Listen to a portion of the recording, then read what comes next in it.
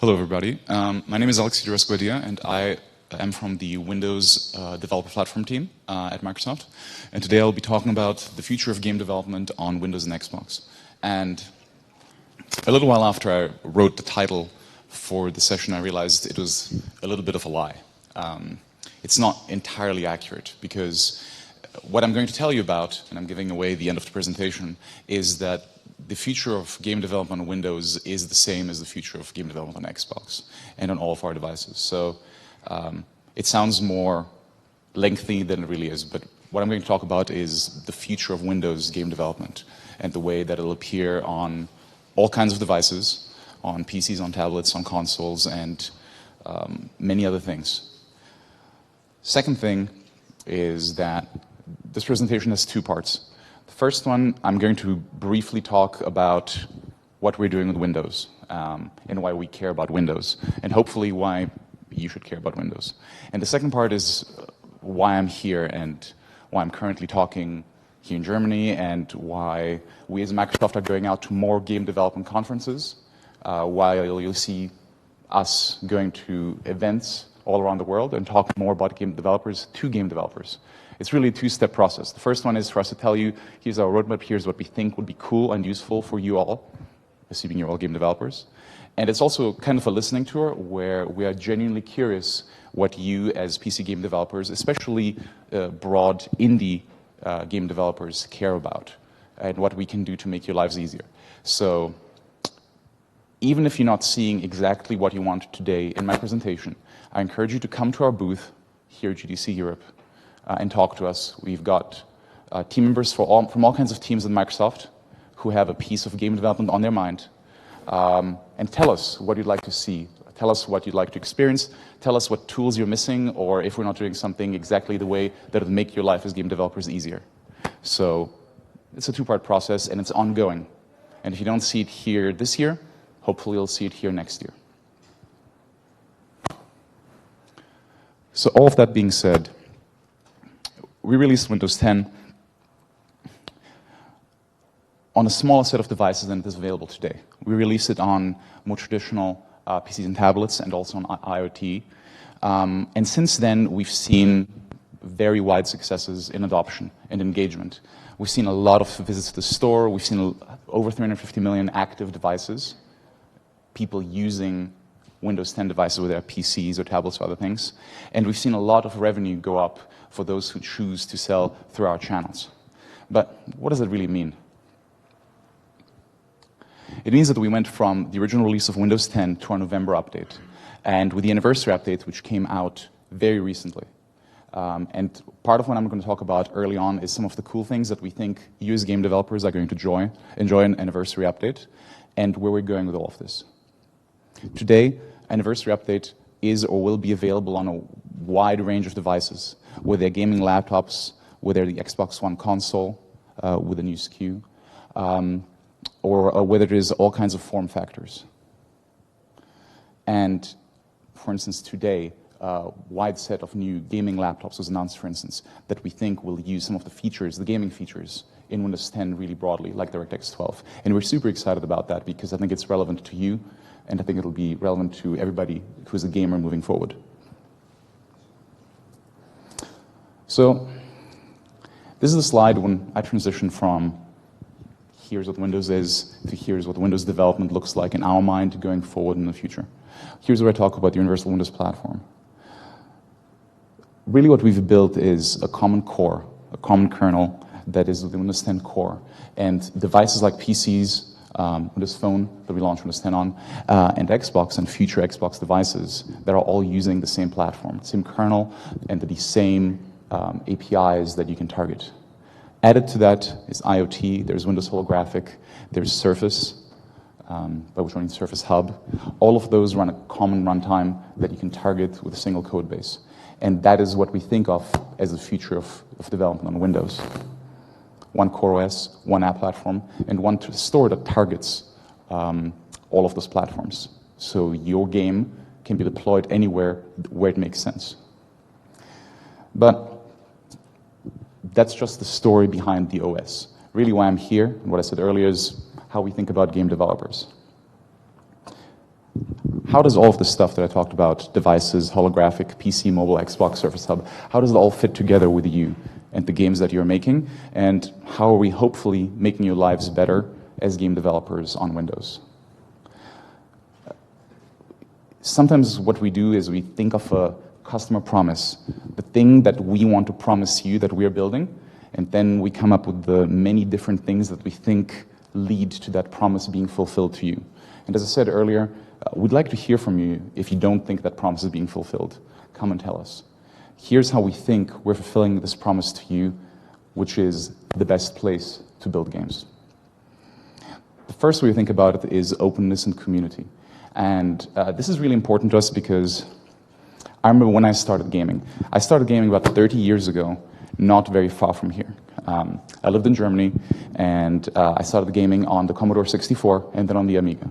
And one of the amazing things about those platforms is there were all these different styles of games on them. And when I became a PC gamer myself later on, and obviously the PC gaming scene and the community today is all about developers, especially indie game developers, being free to build whatever they want and distribute it how they want to do so.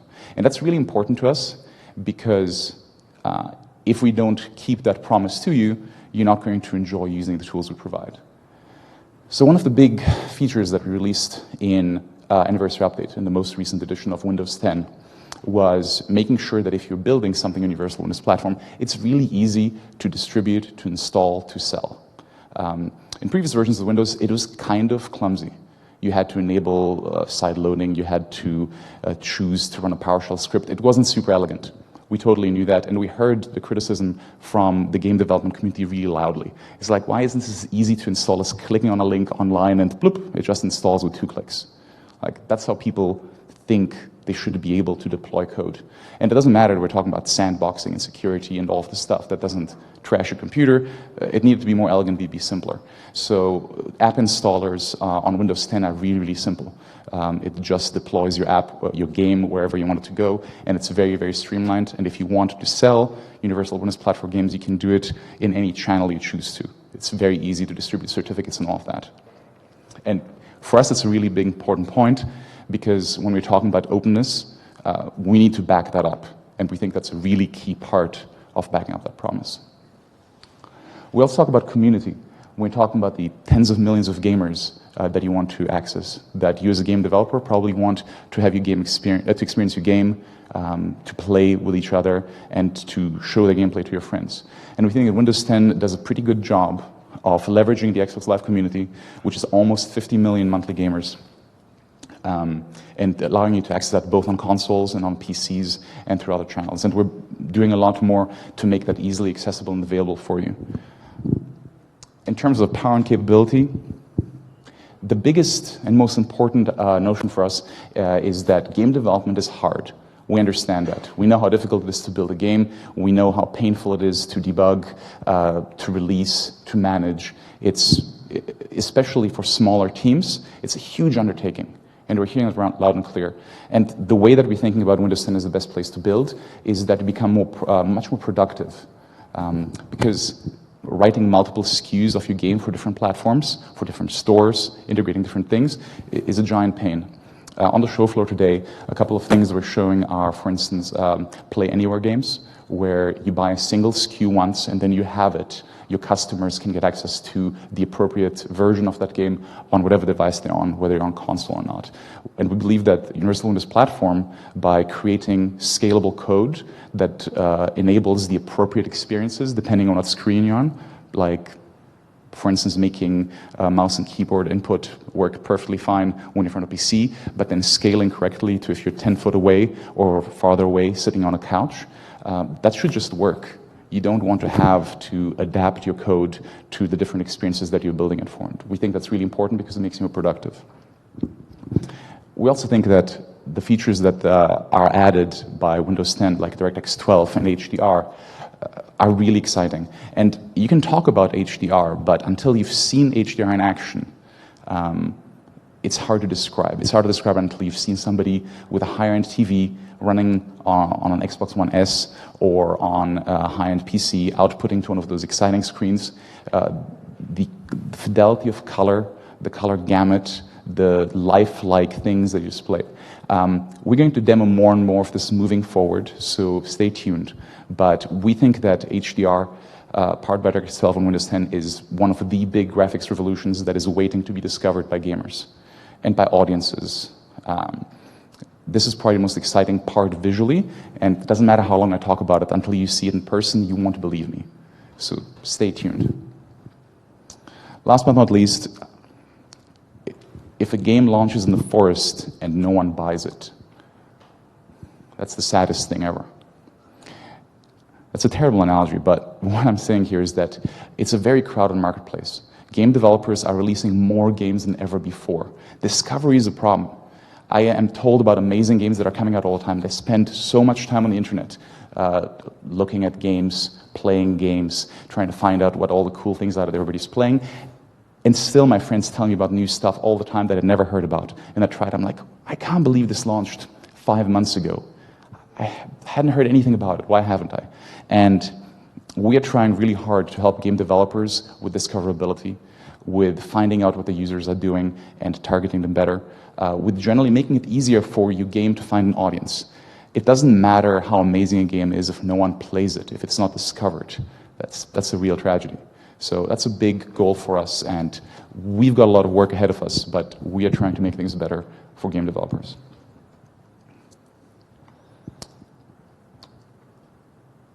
So when we talk about built with gamers and developers in mind, when we talk about Windows 10, I just want to talk briefly on the high points. The double-click installs that I already mentioned, I think, are going to change the way we think about game distribution. But one other project that we've been working on is Centennial, or what we call the desktop app converter. And there are a lot of Win32 games out there that could find additional distribution methods through things like Windows Store, or that could use some really cool new features that exist in Windows 10, like live tiles, or the additional features that we're bringing to Windows. But right now it's really difficult. Like, a lot of these things look like they're locked away. And when we're talking about openness, and there are features that seem to be locked away, those two things don't go together.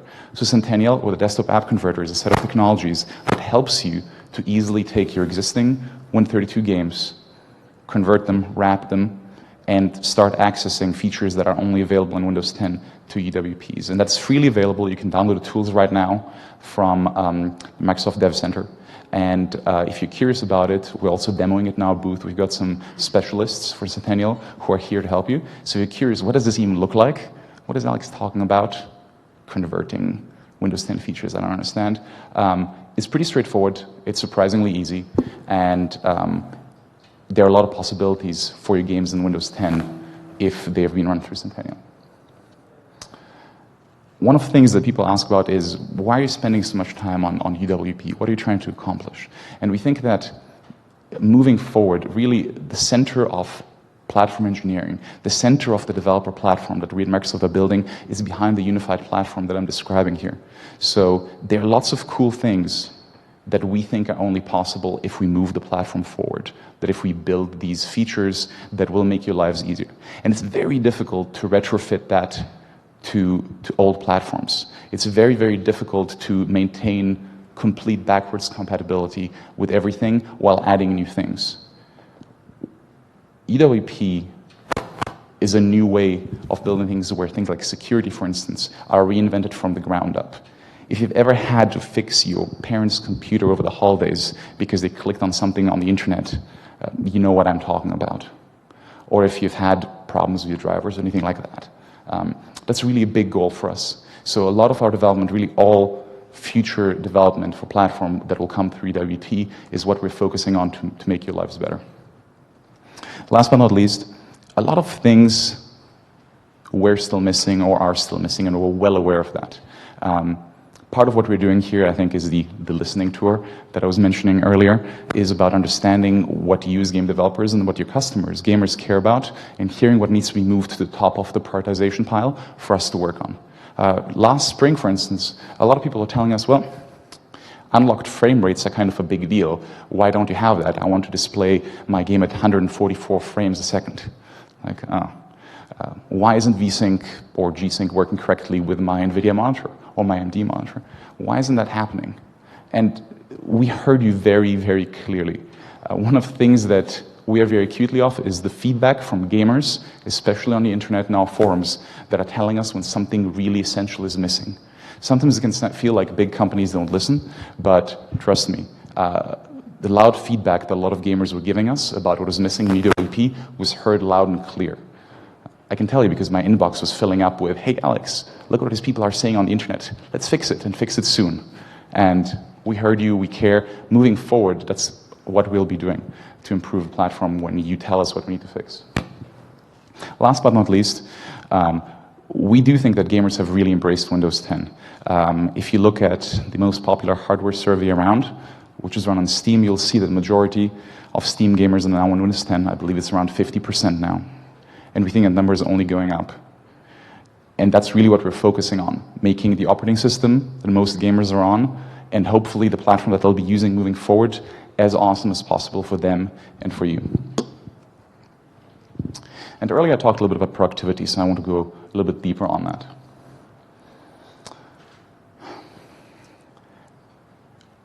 Kind of a dirty term in software development has been write once, run anywhere.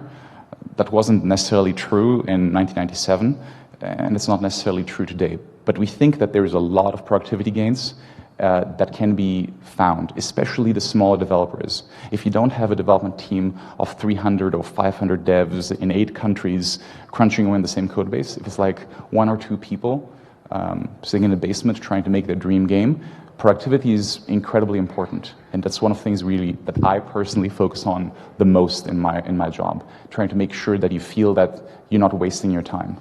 So code reuse and scaling seamlessly across this whole set of devices, including things like Windows holographic, including things like really small form factors, tablets or phones. That's a huge goal for us moving forward. And we want to make sure that whatever you write, it just works. As I said, if you have to keep writing multiple SKUs depending on where you launch, that's going to take up a lot of your time. And if there's one thing that indie game developers always tell me, it's that the least interesting part of game development comes at the very end. After you've done the prototyping, after you've done most logic for your game, after you've done the art, dealing with all these things like selling on another store or doing the marketing.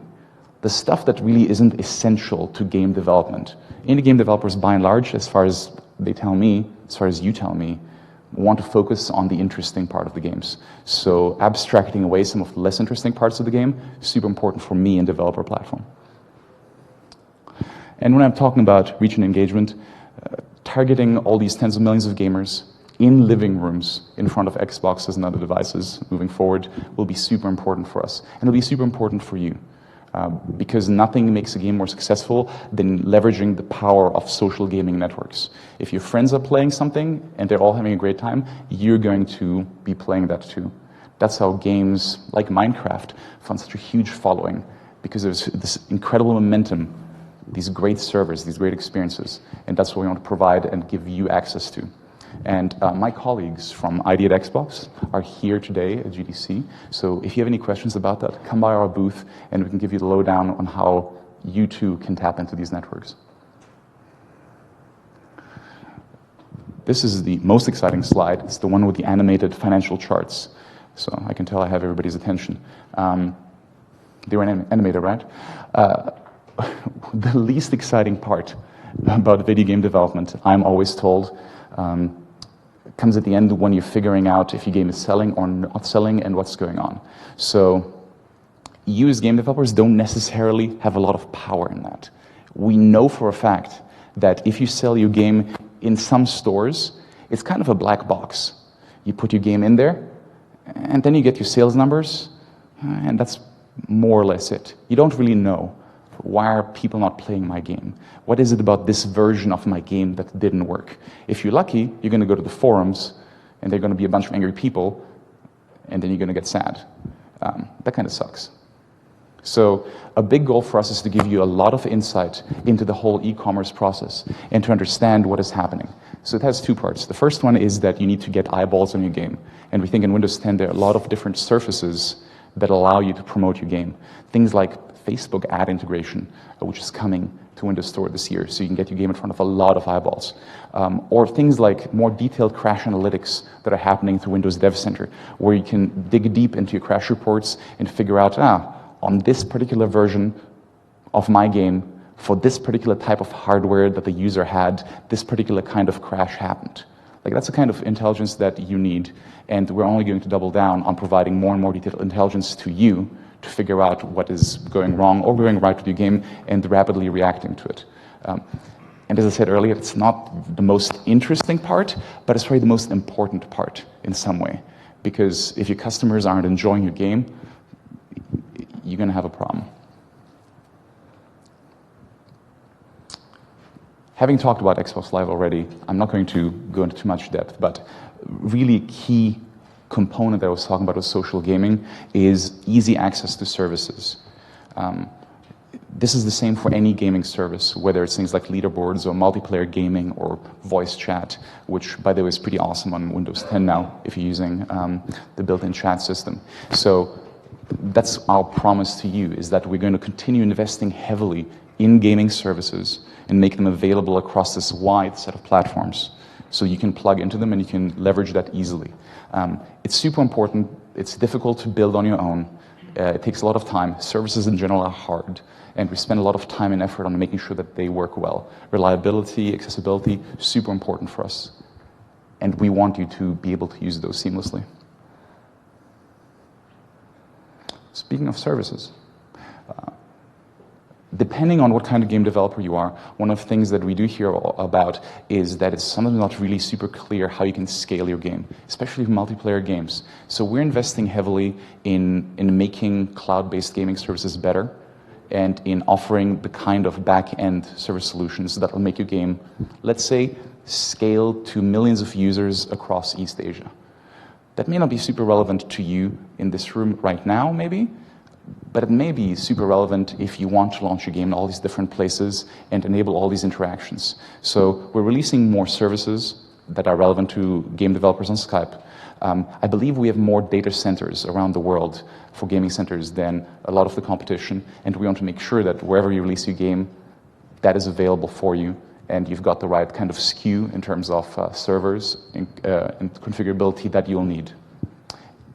And I'm going to sound really nerdy here. Intelligence analytics, when you think about Azure, is really cool because it allows you to do three things. You can analyze what your users, what gamers have been doing in your game. So you can get a lot of really cool, interesting historical data that is easily accessible. Giant data sets that you can tap very, very quickly and efficiently in ways that's very hard to do. And we make it fairly easy. You can do a lot of real-time analytics. If you have a game, especially a multiplayer game, we have really exciting analytics that tell you what's happening in your game, what your gamers are doing, how they're interacting with stuff. And that's really cool to do because it allows you to make on-the-fly adjustments. And there are a lot of talks about how this works and why it's cool, so I encourage you, even if it's not an Azure talk, to go and find out more about it because real-time adjustment of game mechanics is really, really interesting. Last but not least, you can do a lot of predictive analytics, where based on machine learning of what people are doing in your game, you can work ahead and adjust your game mechanics to adjust a variety of things. And Azure has a lot of pre-built systems that allow you to leverage that very easily. And it's also super exciting. Machine learning predictability of games and what users are doing inside is, again, super exciting. I'm going to use the word exciting a lot. But look into it. We got some folks from Azure Gaming here today, so if you'd like to talk one-on-one with them about what that means, please come to our booth. So that brings me to, I think, a summary of what I'm talking about. What's our commitment? And earlier I called it a promise, so what are we trying to accomplish? We're trying to think about what you think when you turn on your Windows 10 dev box. We want you to think this really is the best place to build games. We want you to feel comfortable and happy building games on this platform. And we want to hear from you if you don't think that that's the case.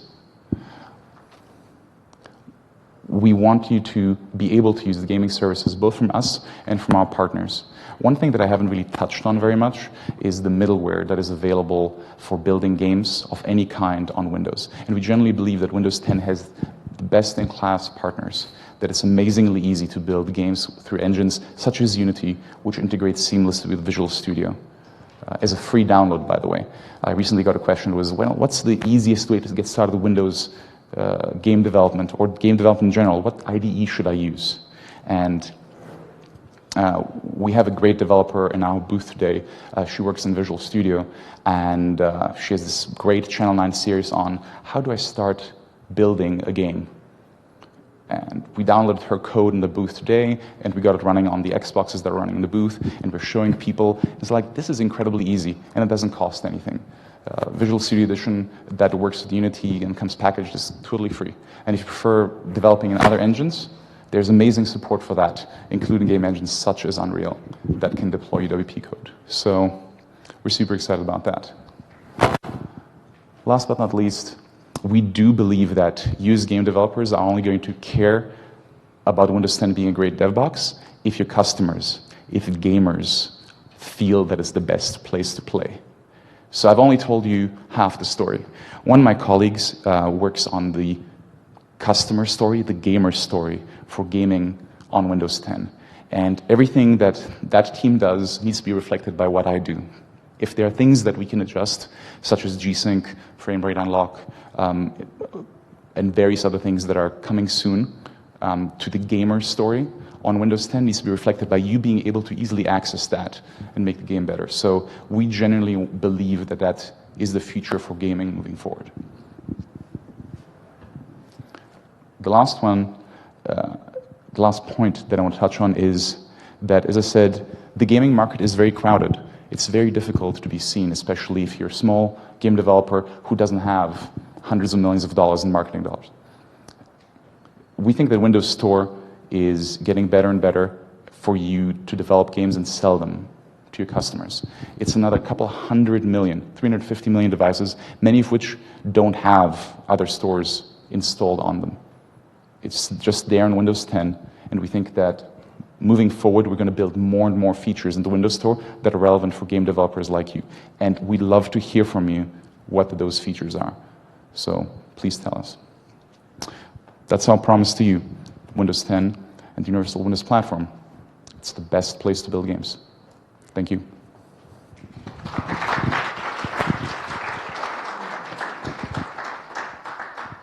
And this is where I take questions.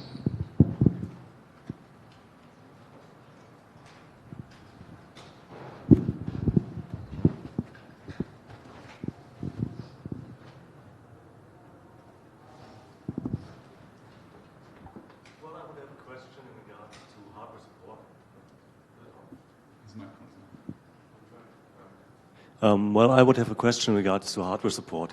A long time ago in Windows 95, we had support for all types of joysticks, and you could remap them and basically use them from DirectX. Those things were called direct input devices. There's still lots of joysticks around that support that, but most games and engines only integrate the Xbox controller as an interface.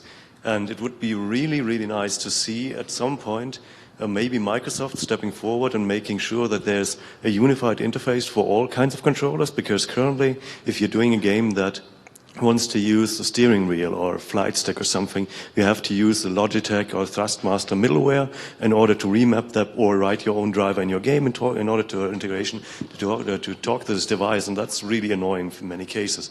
If there would be a unified solution that maybe could be pushed down with the Windows installation itself, that is supplied to the hardware manufacturers of those input devices and then allows us to unify it, integrate with this, would be a really useful thing. What do you think about something like that? Short answer, that sounds great. You're totally right.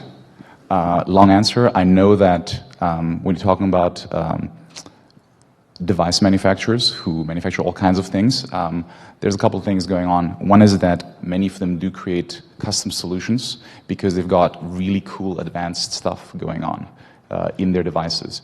And there's sort of a limit of what you can do from the platform side that fits everything. Also, many game engines, Unity is a great example, have really interesting plugins that support a wide variety of input devices across many different platforms. So that is something that is already sort of kind of available depending on the engine you use, and you did touch on that. But it's a great point. There's probably more that we can do to support more kinds of devices on Windows seamlessly. And we will.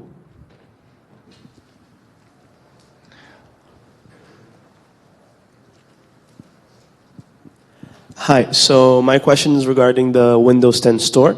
Would you say it's you guys intended to be a direct competitor to Steam? And if so, what kind of benefits would an indie developer have for publishing it on the Windows Store other than Steam? Hey, look, the hard questions. So one of the things that I think many of us at Microsoft have said for a while is that the Steam store is awesome. Many people are fans. I'm a big fan, I'm a big user. If you remember, I think you saw Phil Spencer demoing a game that came out of Steam at the Build this year. You know, we've shown Steam on stage. Competitor is a really interesting term. We are focused on figuring out what the features are that you said that indie game developers need that maybe aren't there. And I think what I mentioned earlier about things like analytics is one big step that we do hear from indie game developers that sometimes when they try to sell their game, they don't really understand how things like merchandising work. It's like, oh man, maybe my game will appear at some point on somewhere, but I don't know. Or maybe I will be featured in a sale. I mean, we hear that from a lot of game developers, and it's tricky. So I don't want to think about competitors, but I want to think about these pain points that we're hearing about. Are we doing anything to address them? One of them, for instance, is how difficult is it to sell your game to the average Windows user? Depending on what store you're in, you may have to jump through a lot of hoops to get your game onto the average Windows PC. And that kind of sucks. Like, why do you need, on what is an open platform, to go through all these hurdles in order to get your game in front of customers? So what we're really focused on is trying to make the selling process in Windows Store as easy as possible. We don't want you to have customers vote on your game. So if you didn't know, all you have to do in order to sell on Windows Store, when the store comes pre-installed in every Windows 10 machine, is to go to Dev Center, create a Dev Center account at dev.microsoft.com. Normally, we charge people something like $20, similar price point depending on the country you're in, as just a hurdle so it's not filled with spam. But you don't have to. If you're in this room today, or if you're coming by our booth, or if you go to my colleague at the back of the room, we'll give you a token, so we will just waive that cost. You ingest your game after you've signed up. Basically, you get your code up there. There are no additional hurdles. And unless there's something really, really wrong with your game, like it crashes on startup or something, your game will then appear in Windows Store on every Windows 10 machine. And that's it. There is no third step. Step 1, sign up for Dev Center. It's free or very cheap. Step 2, ingest. Step 3, profit. We good?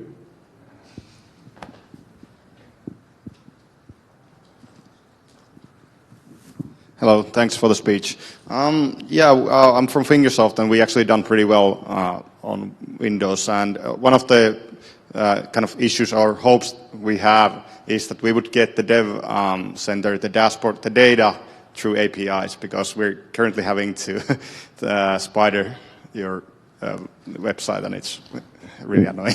Dev Center Analytics. So right now, if my colleagues in Microsoft are watching this later on, hopefully they're watching this in 3 months' time when we've significantly improved Dev Center Analytics. But I didn't spend a lot of time on my slides, but yes, we clearly think Dev Center Analytics is a huge point for us. We're spending a lot of time and effort this summer. If you're in the Insider program, which is a free program you can sign up, you can already see some of the things we're rolling out. I'm not sure if you are personally. If you're not, just go to Dev Center. There's a free sign-up program, and you can see the features we're going to be rolling out, including much, much better analytics. I sound very excited when I say analytics because it really is kind of cool. So go to Dev Center, get your free sign-up, join the Insider program. You can see some of these advanced features we're rolling out. And let us know if they're not what you want to be seeing. Either contacting the folks at Dev Center directly, or we have a user voice forum where you can do that as well.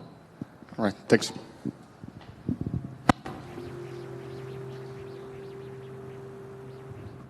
Thank you very much.